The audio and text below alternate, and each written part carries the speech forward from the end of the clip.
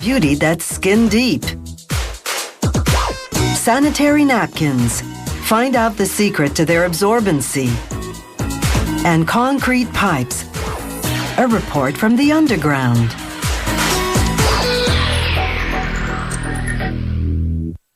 The term robot comes from the Czech word robota, which means forced labor.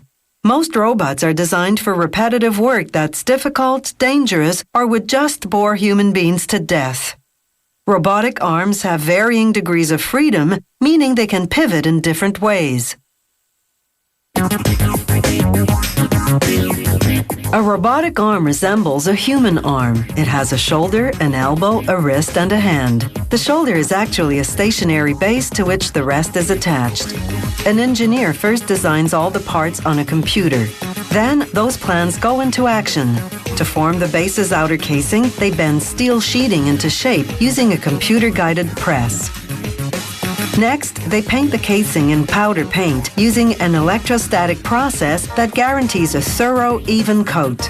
They run a negative electrical charge to the casing and a positive charge to the paint particles. This makes the casing draw the paint to it like a magnet. Once the paint on the base casing dries, they use silkscreen printing to apply what's called the user diagram. It illustrates which parts move where and how. Now they build the robotic arm's hand, called the end effector. Robots can be outfitted with all sorts of end effectors. Here they're making a gripper whose two claws come together to grasp and carry objects. To make each claw, an automated metal drill cuts a groove lengthwise and widthwise in a piece of aluminum. They assemble the electrical circuit board that will later go inside the base. The robotic arm's 6 separate motors will plug into it. Next, they assemble the mechanical parts of the base. First, the motor that makes the arm rotate. Then the gear that goes on the vertical shaft holding the robotic arm upright. When the motor makes the gear and the shaft turn, the robotic arm turns with it. At the arm's shoulder level, they install a system of 4 pulleys. Each consists of 2 plastic wheels on a separate axle with a rubber belt running between them like a clothesline. The belt has little teeth that grip grooves on the wheels. It rotates the wheels, making the robotic arm move. Each joint in the robotic arm is capable of and programmed for a specific range of movement. Like the human arm, the combination of these movements manipulates the end effector.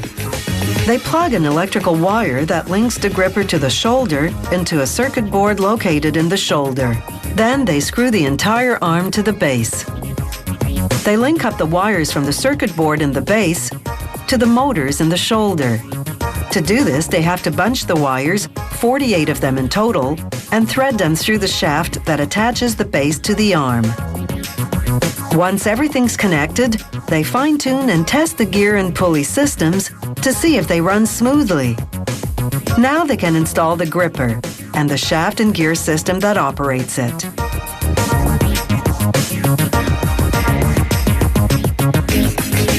Turning the gear one way opens the grip, turning it the other way closes it. Now they mount the assembled gripper to the forearm, plugging its motor into a circuit board that they've already installed there.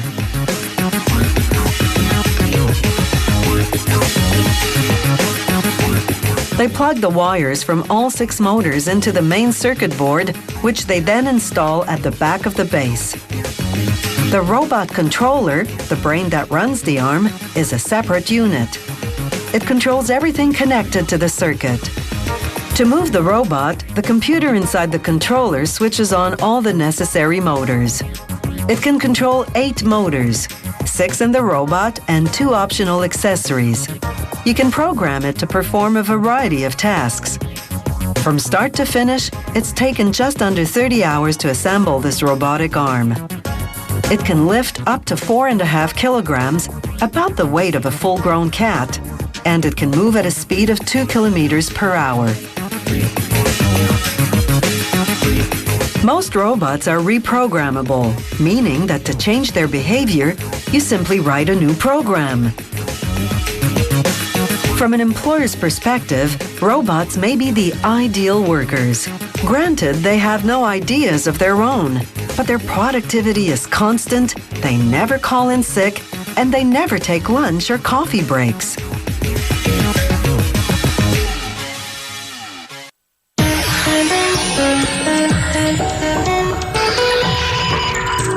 Tattooing dates at least as far back as the Bronze Age. A 5,000-year-old body found in a European glacier had several tattoos on his skin.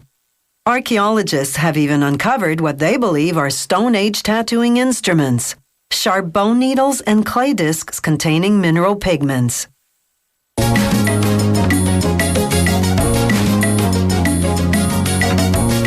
Walk into a tattoo parlor and the vast selection of elaborate designs will astound you.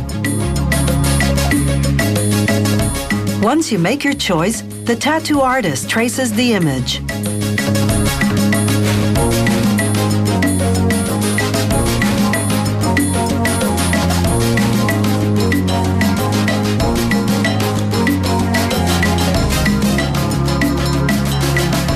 Next, he places the traced image on carbon paper and retraces the lines. This creates a carbon outline of the tattoo on the reverse side. The artist will use this blueprint, as it's called, as his guide.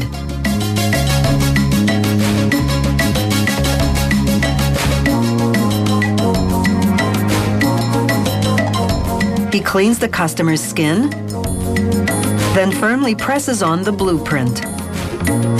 The carbon image transfers easily because the skin is damp.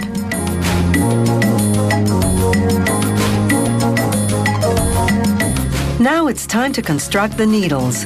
Most tattoos require 2 needles, one to make the outline of the image, the other to shade and color it in. Each needle is made up of as many as 20 smaller needles.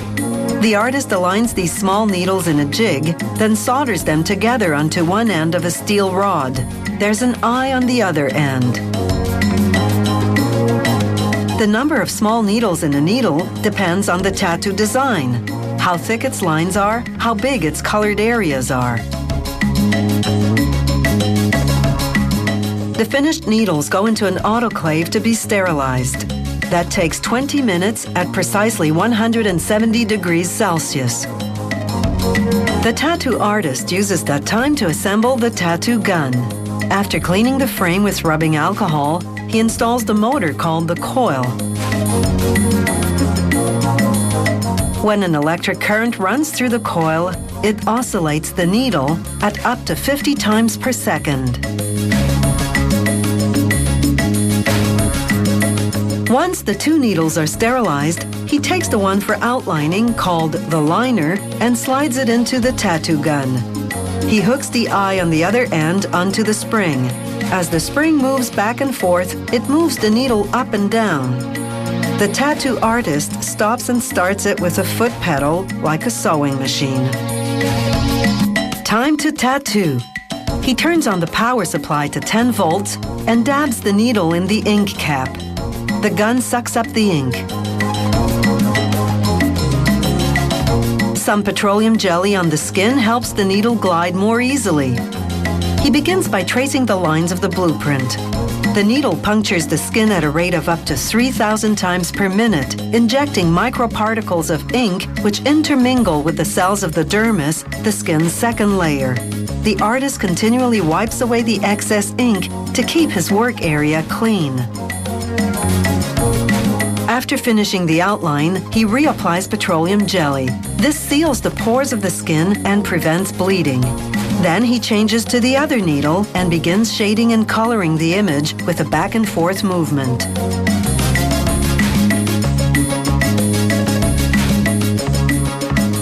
He applies one color at a time, overlapping them to ensure thorough and even coverage. The needle can penetrate from 1 to 4 millimeters, and a good tattoo artist knows just how deep to go to create the different parts of the image. For example, he has to inject the outline the deepest, but going too deep can tear the skin and cause excessive pain and bleeding. But not going deep enough misses the dermis and leaves marks after healing.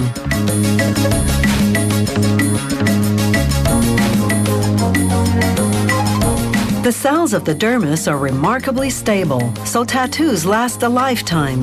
This tattoo has taken approximately 45 minutes to do from start to finish.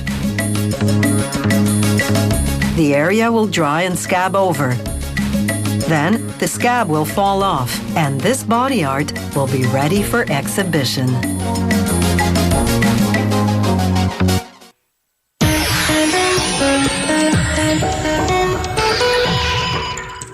Believe it or not, World War I led to the invention of disposable sanitary napkins.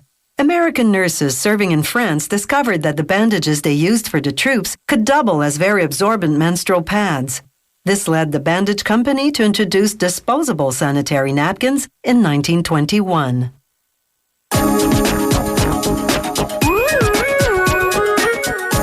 Today's disposable sanitary pads are made of layers of cellulose combined with superabsorbent polymer powder. Polymer is a fluid-absorbing chemical derived from either petroleum or wheat. Cellulose is the fiber that makes up the cell wall of trees and plants. It also retains fluid. Pulp and paper companies grind and moisten it to form a product called pulp.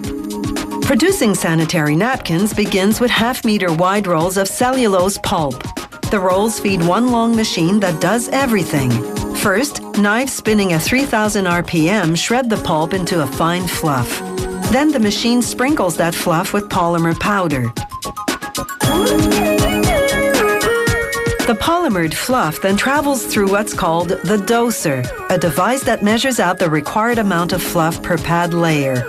The machine then suctions each dose into a closed chamber where an air current blows it into a pad-shaped mold. Then another air current blows it out of the mold onto a wheel that transfers it to a conveyor belt.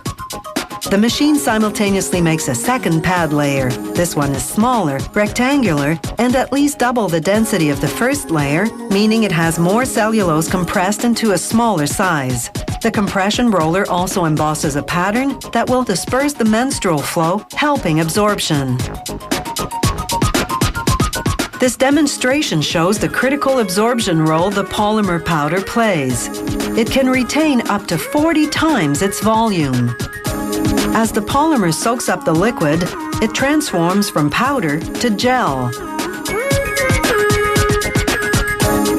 Different types of polymers have different reaction speeds. This type absorbs at average speed. This will be a 2-layer pad. The number of layers and their weight depends on the degree of menstrual flow a pad is designed to absorb. Now the machine's conveyor belts merge, bringing the 2 layers together.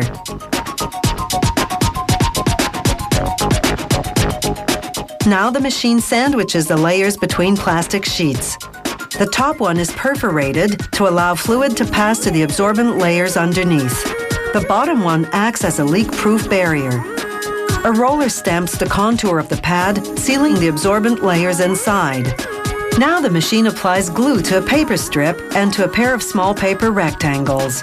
It slaps the strip on the back of the pad and the rectangles on the side flaps, called the wings. To secure the pad to underwear, you remove the paper to expose the adhesive. The pads are still connected to each other. A cutting die excises each one. Abrasive foam on either side of the die grips, then pulls away the material surrounding the pads.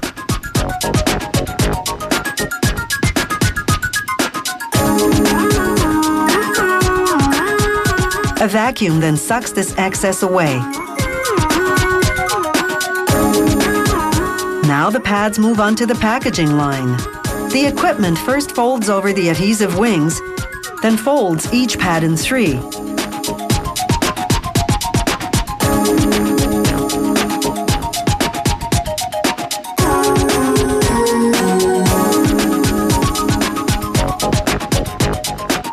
The folded pads now go into plastic wrap.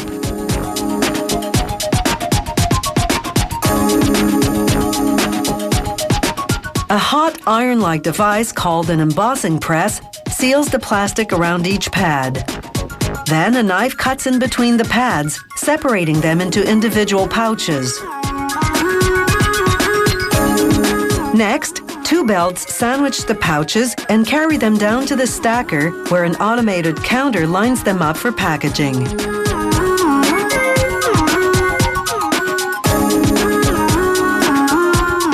As a vacuum opens the bag, a mechanical arm inserts the pads. The equipment then seals the bag shut. Everything you've seen happens at an impressive pace. From start to finish, it takes just 40 seconds to make and package a sanitary napkin.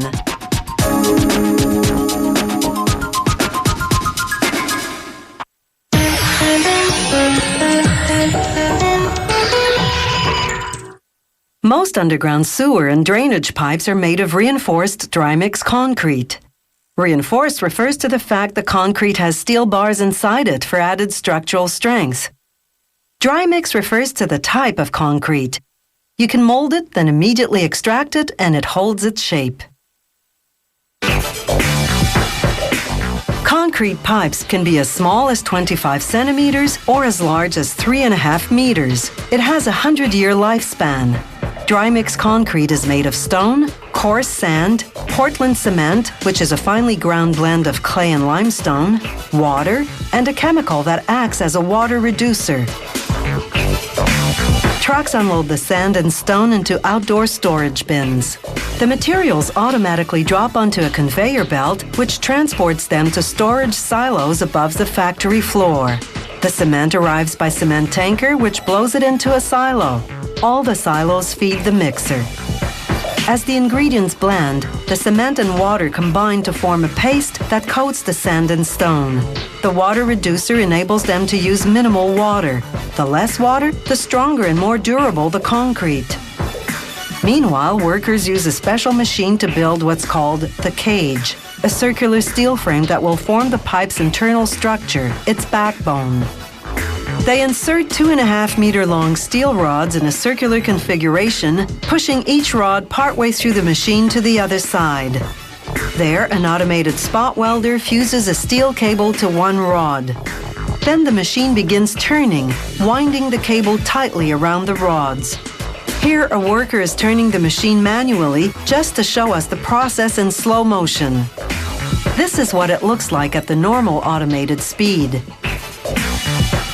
As the rods pass through the machine, the welder fuses the cable to them in one continuous spiral. As the spiraled cable reaches the end of the rods, the machine's claws spread outward, forming a wider section on the end. This is called the bell section. Workers position it on a base ring designed to hold the cage in place. Then they close a hinged steel mold over it. Now they're ready to pour the concrete. A forklift transports the mold to a machine called the packer head. They position the mold directly under it. A long drill-like screw descends into the mold. As concrete pours in, the screw turns at high speed, moving up and down. Its blades propel the concrete outward against the mold walls, forming the pipe. This process is called centrifugal projection forming.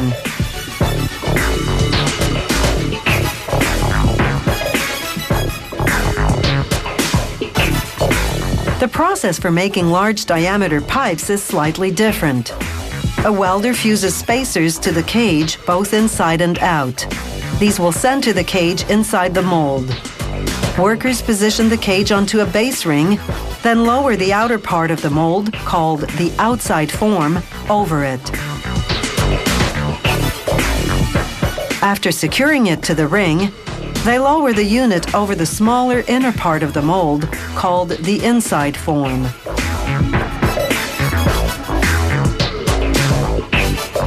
An overhead funnel pours concrete into the cavity between the two mold forms. Powerful electrical vibrators shake the mold. This forces the thick concrete downward, filling the cavity. This process is called vibration forming. With either pipe forming technique, the molded concrete is quite fragile, so the molds go off to the curing warehouse to harden. There, workers remove them, leaving the pipe standing upright.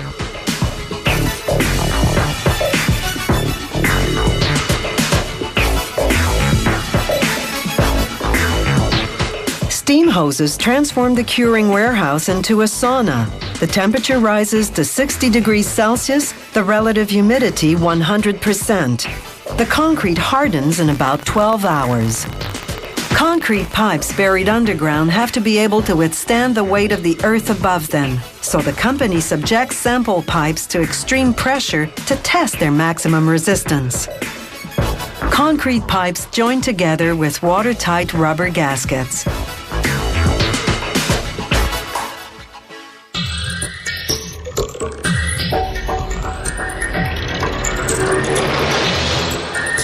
If you have any comments about the show, or if you'd like to suggest topics for future shows, drop us a line at www.howitismade.net.